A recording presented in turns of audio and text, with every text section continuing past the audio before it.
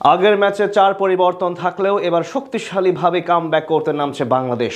পাকিস্তানের বিপক্ষে do or die ম্যাচে বাদ পড়ছেন মোহাম্মদ সাইফুদ্দিন, তার জায়গায় ফিরবেন তাসকিন আহমেদ। সুখবর আছে লিটনকে নিয়েও সাথে আসতে পারে একাধিক রদ বদল। বোলিং ব্যাটিং দুই বিভাগে আসবে পরিবর্তন। সব মিলিয়ে অঘোষিত সেমিফাইনালে কেমন হতে যাচ্ছে বাংলাদেশের একাদশ, সেটাই জানবো রিপোর্টে। ভারতের সাথে হেরে সহজ পথকে কঠিন করে তুলেছে বাংলাদেশ। সুপার ফোরে এখন ফাইনালে যেতে হলে পাকিস্তানের বিপক্ষে অঘোষিত সেমিফাইনালের লড়াইয়ে নামতে হবে লাল সবুজ প্রতিনিধিদের। আর এখানেই একাদশ নিয়ে সকল প্রকার পরীক্ষা নিরীক্ষা বাদ দিয়ে নিজেদের সেরা 11 জন নিয়ে মাঠে নামবেন হেড কোচ ফিল সিমন্স। আগের ম্যাচে 4 পরিবর্তন নিয়ে হার্দিকদের বিপক্ষে লড়াইয়ে নামে বাংলাদেশ, যেখানে ছিলেন না অধিনায়ক লিটন কুমার দাসও। তার পরিবর্তে ক্যাপ্টেন্সির আর্মব্রাঞ্চ ছিল জাকের আলী অনিকের কাঁধে। তবে এই ম্যাচে সব ধরনের পরীক্ষা নিরীক্ষা বাদ দিয়ে শক্তিশালীভাবে কামব্যাক করতে চাইবে লাল সবুজ প্রতিনিধিরা, যেখানে ওপেনিং এ স্বাভাবিকভাবে থাকবেন টানা 2 ম্যাচে হাফ সেঞ্চুরি করা সাইফ হাসান। ব্যাট হাতে দারুণ ছন্দে আছেন ডানহাতি এই ব্যাটার, তাই পাকিস্তানের বিপক্ষেও তাকে অবদান রাখতে হবে সামনে থেকে। সাইফের সাথে কে থাকবেন সেটাই আপাতত বড় প্রশ্ন। আফগানদের বিপক্ষে অর্ধশতক করলেও এখন পর্যন্ত নিজের সেরাটা দিতে পারেননি তানজিদ তামিম, তাই তার জায়গায় পারভেজ হোসেন ইমনকেই দেখতে পাওয়ার সম্ভাবনা আপাতত সবচেয়ে বেশি। 3 নম্বরে ইনজুরি কাটিয়ে ফিরতে পারেন নিয়মিত অধিনায়ক লিটন কুমার দাস। সর্বশেষ ম্যাচে ছিলেন না তিনি, তবে সেমিফাইনালের লড়াইয়ে যে কোনো মূল্যে খেলতে চাইবেন এই উইকেট কিপার ব্যাটসম্যান, পাশাপাশি রাখতে চাইবেন গুরুত্বপূর্ণ অবদান। 4 নম্বরে থাকতে পারেন ডানহাতি তাওহিদ হৃদয়। লঙ্কানদের বিপক্ষে ম্যাচে অর্ধশতক পেলেও ভারতের সাথে নামের প্রতি সুবিচার করতে পারেননি তিনি, তাই স্বাভাবিকভাবে এই ম্যাচে তার প্রতি বাড়তি চাওয়া থাকবে সকলের। গুরুত্বপূর্ণ 5 এবং 6 নম্বর পজিশনে থাকতে পারেন শামীম হোসেন পাটোয়ারি এবং জাকের আলী অনিক। এই ম্যাচে সবচেয়ে বড় দায়িত্ব পালন করতে হবে এই দুজনকে, কারণ মিডল অর্ডারের পাশাপাশি ফিনিশার হিসেবেও তাদের উপর অনেকখানি নির্ভর করবে টিম টাইগার্স। স্পিন বিভাগে আসতে পারে একটি পরিবর্তন। ভারতের সাথে বেশ খরচে ছিলেন বাহাতি অফ স্পিনার নাসুম আহমেদ, তাই তার জায়গায় আবারও একাদশে সুযোগ পেতে পারেন দুর্দান্ত ছন্দে থাকা অফ স্পিনার শেখ মাহাদি হাসান। তার সাথে থাকবেন আগের ম্যাচে দারুণ ভেলকি দেখানো লেগ স্পিনার রিশাদ হোসেন। এই ম্যাচে সবচেয়ে বেশি নজর থাকবে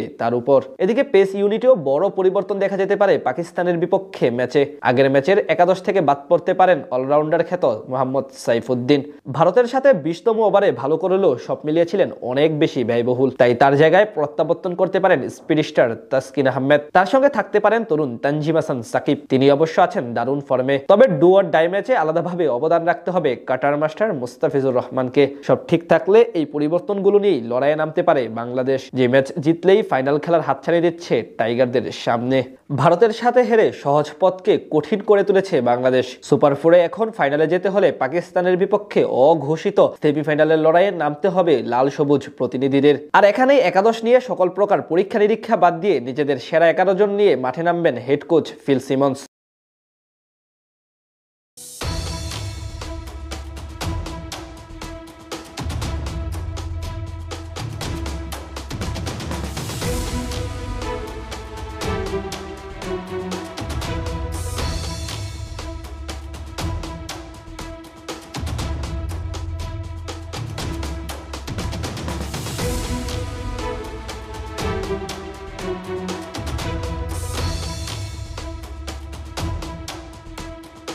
Big day for Bangladesh cricket. It's a must-win game.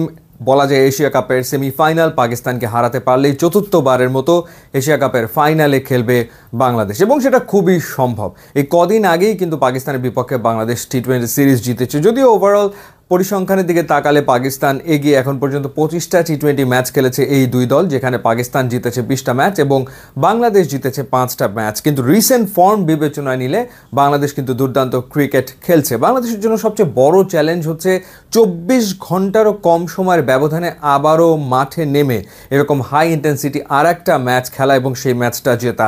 দুটো পরিবর্তন একাদশে আসছে অবধারিতভাবেই বলা যায়। লিটন কুমার দাস ফুললি ফিট হয়ে তিনি এই ম্যাচে খেলবেন এবং বাংলাদেশ দলকে নেতৃত্ব দেবেন, এবং সেই ক্ষেত্রে পারভেজ হোসেন ইমন, যিনি 21 রানের একটা ইনিংস খেলেছিলেন ইন্ডিয়ার এগেনস্টে, তাকে প্রবাবলি ড্রপ করা হচ্ছে এবং নাম্বার 3 পজিশনে লিটন আবারও ফিরছেন। তাসকিন আহমেদ, সবচেয়ে ইম্পর্টেন্ট ব্যাপার, বাংলাদেশের premium fast bowler Taskin Ahmed তিনি ফিরছেন। কেন, কি কারণে ইন্ডিয়ার বিপক্ষে তাকে খেলানো হয়নি সেটা একটা বড় প্রশ্ন। আমরা ধরে নিতে পারি যে ওয়ার্কলোড ম্যানেজমেন্টের কারণে পাকিস্তানের বিপক্ষে যেন ফুললি ফিট হয়ে তিনি খেলতে পারেন, সেই কারণেই হয়তো তাকে রাখা হয়নি ইন্ডিয়ার বিপক্ষে। যাই হোক, তিনি ফিরছেন, এবং তিনি ফিরছেন কার জায়গায়? মোহাম্মদ সাইফুদ্দিনের জায়গায়। মোহাম্মদ সাইফুদ্দিন আসলে হতাশ করেছেন ইন্ডিয়ার বিপক্ষে, যে পারফরমেন্স তিনি করেছেন, নাইদার বোলিংয়ে নর ব্যাটিংয়ে কোনোটাতেই তিনি আসলে ভালো পারফর্ম করতে পারেননি। সো এই দুটো পরিবর্তন তো হচ্ছে, এবং সেই ক্ষেত্রে বোলিং লাইন আপের দিকে তাকালে আমরা দেখতে পাই যে মুস্তাফিজ রয়েছেন, তাসকিন থাকবেন এবং তানজিম সাকিব থাকবেন, যিনি দুর্দান্ত বল করেছেন, স্পেশালি প্রথম 3টা ওভার ইন্ডিয়ার এগেনস্টে অসাধারণ। অভিষেক শর্মা, শুভমান গিল থাকা অবস্থায় প্রথম 2 ওভারে পাওয়ার প্লেতে মাত্র 10 রান দিয়েছেন, 3rd ওভারে দিয়েছিলেন আর 5 রান, শেষ ওভারটাতে গিয়ে হয়তো একটু এক্সপেন্সিভ হয়েছেন। সো তানজিম সাকিব তিনি থাকছেন, যার কারণে আমার মনে হয় যে বাংলাদেশের পেস ডিপার্টমেন্ট কম্প্যাক্ট একেবারে। স্পিন ডিপার্টমেন্টের ক্ষেত্রে রিশাদ হোসেন তো ইন্ডিয়ার বিপক্ষে প্রথম 2টো উইকেট নিয়েছিলেন, তার রান আউটটাও অসাধারণ ছিল। ওভারঅল এখন পর্যন্ত এশিয়া কাপে 6টা উইকেট নিয়েছেন, সুতরাং তিনি খেলছেন। এবং রিশাদের সাথে এখন প্রশ্ন হলো নাসুম আহমেদ খেলবেন নাকি শেখ মাহাদি খেলবেন, সেটা টিম ম্যানেজমেন্টের একটা ভাবনার বিষয় বটে। এবং যদি আমরা পাকিস্তানের ব্যাটিং অর্ডারের দিকে তাকাই, সেখানে ফখর জামান রয়েছেন, সাইম আয়ুব রয়েছেন, কিংবা নওয়াজ রয়েছেন। সো বেশ কয়েকজন লেফট হ্যান্ড ব্যাটার রয়েছেন, শেখ মাহাদিকে চিন্তা করা হতেই পারে। সবচেয়ে ইম্পর্টেন্ট ব্যাপার যে পাকিস্তানের ব্যাটিং লাইন আপে এই মুহূর্তে সবচেয়ে ফর্মে থাকা ক্রিকেটার হচ্ছে শাহেবজাদা ফারহান, আর সবচেয়ে বিপজ্জনক ক্রিকেটারের নাম হচ্ছে ফখর জামান। ফখর জামানের একটা ইনিংস ম্যাচকে এদিক ওদিক করে দিতে পারে। যেমনভাবে অভিষেক শর্মার কথা বলেছিলাম, যে অভিষেক শর্মা যদি রান করে তাহলে ম্যাচ একরকম, রান না করলে আর একরকম। তো সেই ক্ষেত্রে ফখর জামানকে দ্রুত আউট করাটা বাংলাদেশের জন্য একটা চ্যালেঞ্জ হবে। সো সেইখানে এখন দেখার ব্যাপার যে নাসুম নাকি আসলে শেখ মাহাদি, কাকে টিম ম্যানেজমেন্ট বেছে নেয়। যাকে বেছে নেওয়া হবে তাকে আসলে পাওয়ার প্লেতে ইউজ করবে। নাসুমকে যদি না হয় তাহলে সাহেবজাদা ফারহানের কথা চিন্তা করে যে দ্রুত তাকে ফেরাতে হবে। শেখ মাহাদিকে নিলে হয়তো ফখর জামান কিংবা সাইম আয়ুব, যদিও সাইম আয়ুব আসলে রানের ভেতরেই নাই, তিনি খুব একটা ফর্মে নাই, তার দলে থাকাই প্রশ্নবিদ্ধ, এবং তিনি থাকবেন কিনা, নাকি তার জায়গাতে আজকে অন্য কাউকে পাকিস্তান খেলাবে। খুশদিল শাহ রয়েছেন, তাকে হয়তো বিবেচনা করতে পারে, বা অন্য কাউকে হয়তো তারা চিন্তা করতে পারে। সো দেখা যাক, লেটস সি। সো চেঞ্জ বলতে গেলে মূলত 2টা, আর থার্ড চেঞ্জ যেটা হতে পারে। সো বাংলাদেশের ভালো সম্ভাবনা রয়েছে পাকিস্তানের বিপক্ষে আজকে এই ম্যাচ জেতার। শাহিন শাহ আফ্রিদিকে একটু দেখে খেলতে হবে। শাহিন শাহ আফ্রিদি আগের দিন দুর্দান্ত বল করেছেন, শ্রীলঙ্কার এগেনস্টে 3টা উইকেট নিয়েছেন। প্রথমেই কুশল মেন্ডিজ এবং প্রথম নিশাঙ্কা 2 ওপেনারকে ফিরিয়েছেন।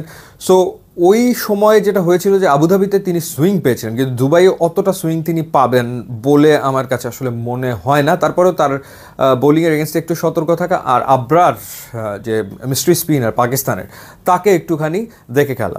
আর পাকিস্তানের মিডল অর্ডার খুবই খুবই কি বলবো, যে ভালনারেবল অবস্থায় রয়েছে। শ্রীলঙ্কার এগেনস্টে তারা 12 রানের ভেতরে 4টা উইকেট হারিয়ে ফেলেছিল। সুতরাং অসুবিধা হওয়ার কথা না। বাংলাদেশের যে বোলিং লাইন আপ রয়েছে সেটা পাকিস্তানের ব্যাটিং লাইন আপকে চেপে ধরতে পারবে।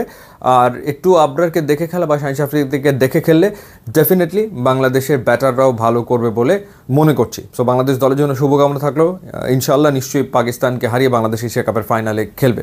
ইউটিউব, ইনস্টাগ্রাম লিঙ্ক দেওয়া আছে, আপনার যদি খুবই খুশি হবে। And thanks for watching.